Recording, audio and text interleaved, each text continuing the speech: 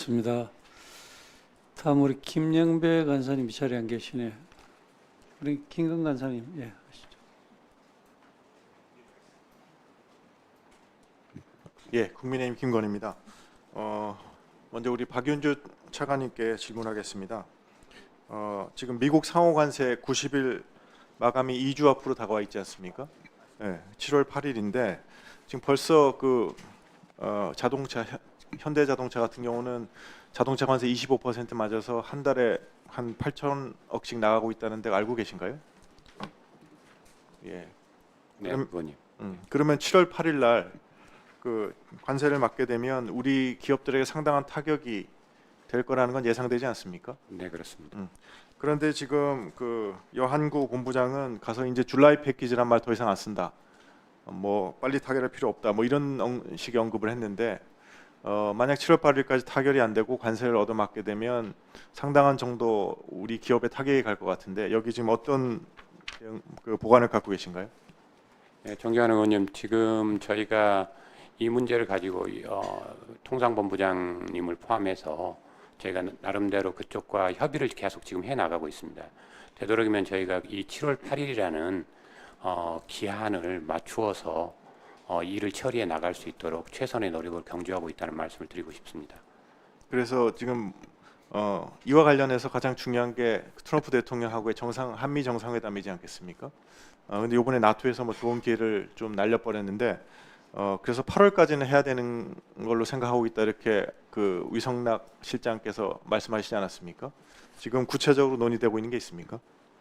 저희가 지금 정상회담과 관련해서는 상호 편리한 시기에 가급적 조속한 시기에 개최해 나간다는 입장을 가지고 있고, 그 다음에 지금 통상 문제와 관련한 그런 협의에 있어서는 어떤 탑다운 방식보다는 바텀업 하는 방식으로 실무적으로 차곡차곡 미국 관련 부처와 협의를 쌓아가는 방식으로 해서 되도록이면 기한을 맞추어서 해나가는 방향으로 노력해 나가고 있습니다.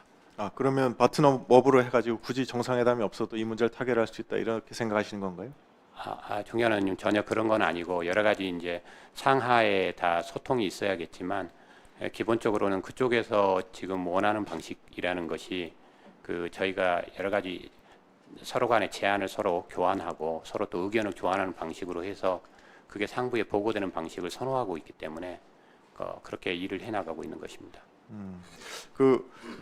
문제는 뭐냐면 파트너 방식으로 할 때 제가 알고 있는 건 뭐냐면 미국 실무자들이 지금 트럼프 대통령이 원하는 게 뭔지를 몰라가지고 이것저것 계속 요구하고 어떤 타결의 길로 안 간다고 지금 그게 가장 고충이라고 하던데 그게 파트너 갖고 되는 겁니까? 특히 통상과 관세와 관련된 사항은 굉장히 테크니컬한 부분이 많아서 그런 부분에 있어서의 협의를 어느 정도 만들어서 그것에 대한 그 큰 그림을 그 미측에서도 상부에 보고해야 되는 그런 과정으로 진행이 되고 있다고 저희는 보고 있습니다. 그래서 그런 부분이기 때문에 실무적으로 저희가 단단한 나름대로 합의안을 만들어서 그렇게 일을 해나가야 되는 걸로 보고 있습니다. 그 나토 정상회의 관련해서는 그 트럼프 대통령이 이번에 나토 정상회에 참석해서 제가 이렇게 뉴스를 보니까 화란의 야당 대표도 만났더라고요. 그래서 그런 걸 봤을 때 우리 대통령께서 이번에 나토 정상회담을 가졌으면 한미 정상회담을 가지는 건 그렇게 어렵지 않았을 거라는 생각이 드는데 어떻게 보세요? 여러 가지 저희가 뭐 가정적으로 어떻게 가능했을 거다 이렇게 제가 여기서 말씀을 드리기가 어려운 점은 있는데 여건 자체는 그렇게 정식 회담을 갖기에는 수월한 상황은 아니었다 그런 말씀드리고 싶습니다. 아니 저기 나토 야당 네덜란드 야당 대표도 만난다는데 대한민국 대통령을 미국 대통령이 시간이 없어 못 만나나요? 그런 대답인가요 지금? 여러 가지 미측과 이게 소통을 한 상황에 따른 판단입니다. 예, 의원님. 네.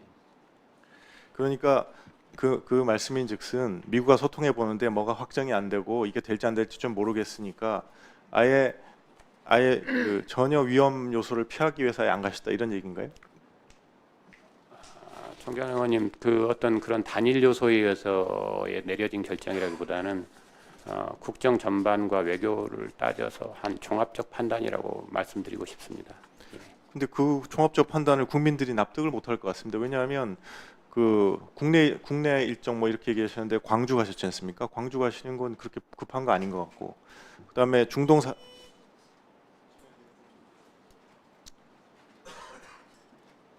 보충질의. 저 혹시 지금 우리 김영배 간사님 마지막 순서인데, 잠깐만요. 그러면 다시. 자, 그럼 김영배 간사님. 예, 김영배입니다.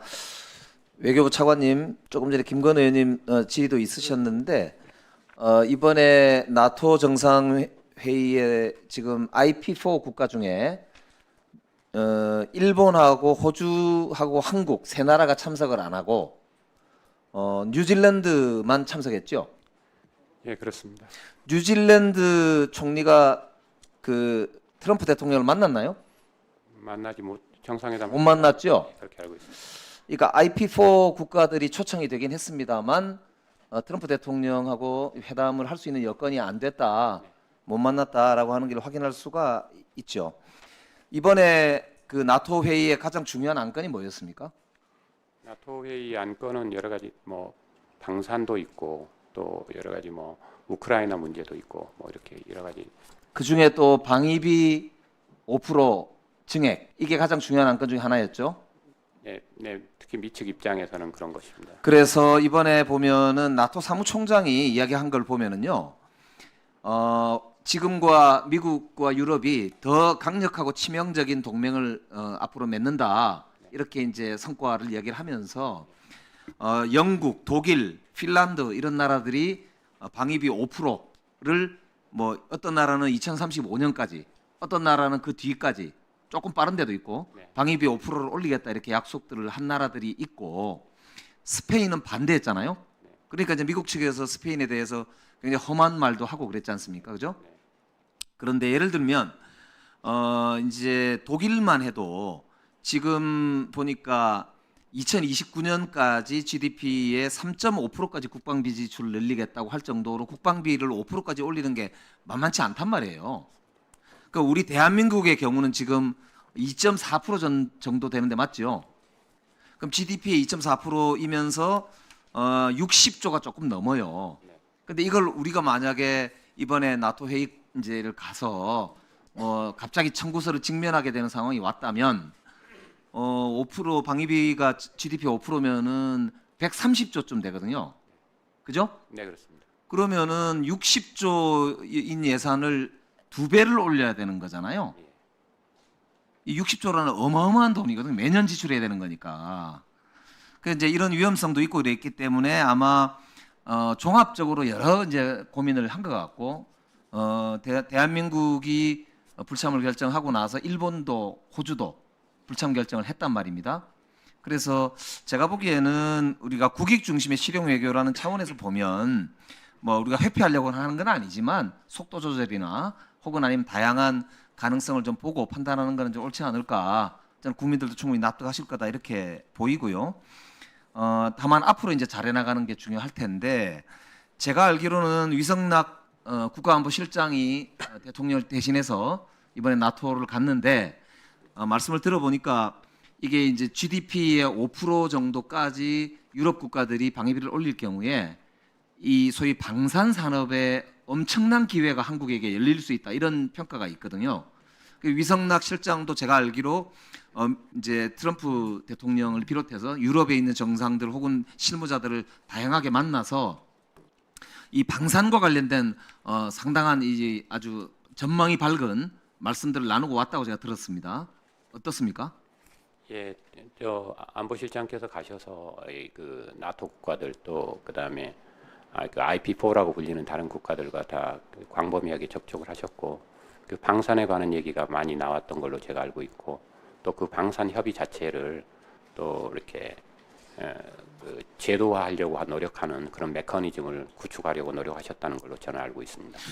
그래서 기회가 된다면 저는 위성락 실장께서 우리 국민의힘을 비롯한 뭐 물론 여당은 물론이고요, 여야 지도부나 아주 핵심부들에게 이런 성과들이나 혹은 아니면 중요한 그런 우리가 참고점 이런 거는 좀 설명을 해주시는 게 필요하다고 생각이 돼요.